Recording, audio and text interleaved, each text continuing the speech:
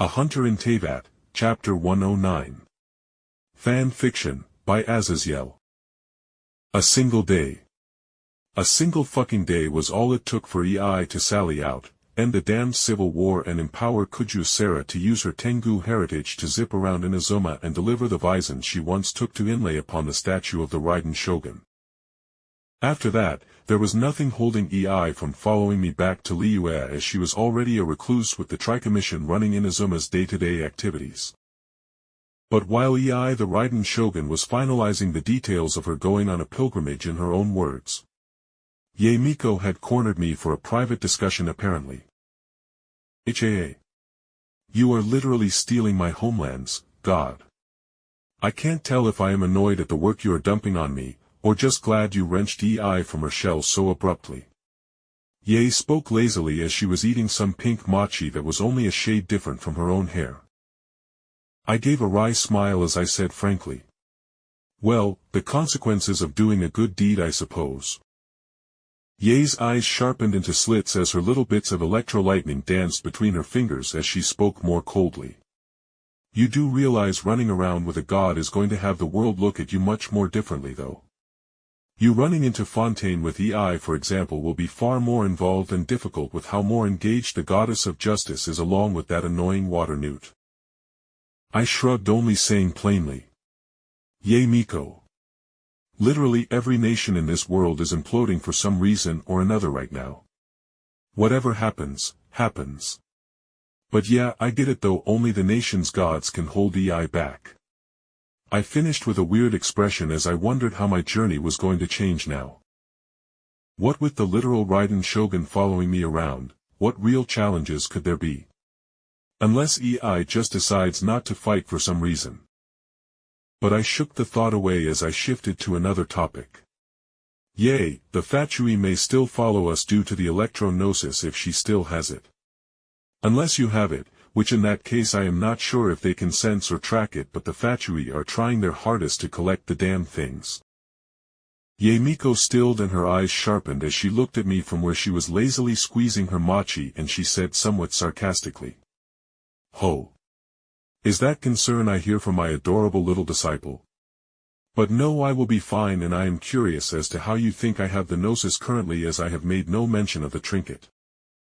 Shrugging my shoulders, I decided to tease her back as I put upon a slightly arrogant voice. As you well know, the dead when it comes to me do not keep their secrets. And besides, my dear master, I have already surpassed your centuries of experience with but a month and a half of your enlightened tutelage. Soon, I imagine you will seek my teachings. The Narukami's head shrine maiden's face pinched as she looked like she wanted to slap or shock me with some lightning. But she knew from experience I could just call up a geo shield and just laugh at her from behind it.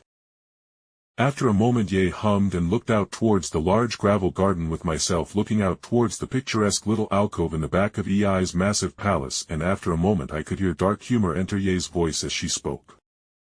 Oh, you desire to see me bow and accept you as my own master in the electro arts? How about we spar for a minute with just electro powers and we see the distance between the two of us? I looked at Ye, wondering where this came from, as she was usually the very definition of a lazy fox who made everyone else do her bidding before she even bothered to get her hands dirty. I was so confused I actually voiced that thought as I said flatly. What is your game, Miko? You are up to something. Ye just tittered, with her sitting up and gently patting her waist clear of any crumbs from her snacks as she said teasingly. Oh, are you scared of my lightning's bite, Jake? Or do you need to make a bet out of this to actually get you to do this? Snorting, I got up and dropped my saber and my great sword on the wooden porch carefully while I spoke out with amusement. No, it's obvious that you have some kind of ploy or something going on, you devious kitsune. So what do you want to bet on? She giggled, with folding an arm under her breasts, as raised her other hand at me while making the fox face with her hand by having the two middle fingers meeting her thumb, while her pinky and pointer finger stood up like they were fox ears. Oh. When I win, you will go pay, let's say, 150,000 more to my fried tofu restaurant so I can have all the fried tofu while EI is gone and I am so lonely. Oh, and you need to kneel and call me master a dozen times as you bow towards me. She finished with sadistic amusement, making my eye twitch at the cocky way she said that. Sure, the money was a good bit of money, but I could and did get 500,000 mora while I was here in Inazuma doing some side adventure work when EI and Ye were busy doing their own thing with Shinha's help as we killed bandits and hilichurls. But once again, she was up to something, so I raised an eyebrow and said flatly, I don't want your money. So what do you even have to offer than the joy of making you in turn bow to me and call me master or something to that effect? Ye at my words put a finger to her lip as though in thought before she smiled deviously and said, Oh, and how about a kiss from me, hee hee. She giggled at the end of her words, due to my expression before I rolled my eyes. All right, Ye. I don't know what game you are playing, but I will go along with it for now, I said, stretching out, and between my fingers arced dark purple lightning as I flexed my bare hand, seeing as we were just sparring, but Ye summoned her Gohei that allowed her to channel her electro-lightning due to being made from a branch of the Narukami shrine tree in the back that housed Makoto's soul for centuries. Ye is strictly a caster, and although we haven't directly sparred or fought before, I can call upon more lightning, but hers will be more concentrated due to the Gohei and her having more time to refine the lightning's control, I thought. And after a moment of our eyes meeting, we moved. Lightning crackled violently through the garden as I enhanced my body with electro-energy and dashed towards Ye with my hand in a chopping motion.